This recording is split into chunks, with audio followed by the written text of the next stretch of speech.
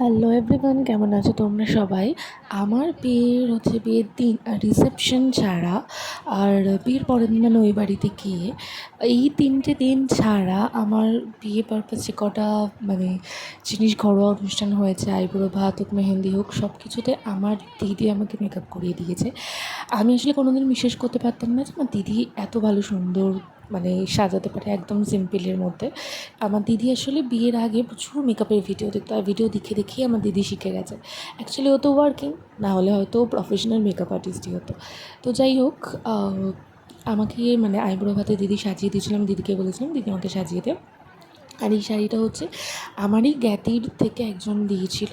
তো সে বলেছিল এই শাড়িটা পরতে, তো আমি এই শাড়িটা পরেছিলাম। ব্লাউজটা একটু অন্যরকম পরলে ভালো হতো, কিন্তু অ্যাকচুয়ালি মানে তাড়াহুড়োর মধ্যে একে দেরি হয়ে যাচ্ছিলো খেতে। আবার সেদিন আমি আমার বাইরেও বেরিয়েছিলাম, কিছু কাজ ছিল, মানে বিয়ের আগের দিন আমাকে বাড়ি থেকে বাইরে বেরোতে হয়েছিল, কিছু কাজ ছিল, সেগুলো মিটিয়ে বাড়ি ফিরে মানে সময়ই পাইনি। খুব তাড়াহুড়োর মধ্যে অলরেডি 3টে বেজে গেছিলো আমার খেতে খেতে।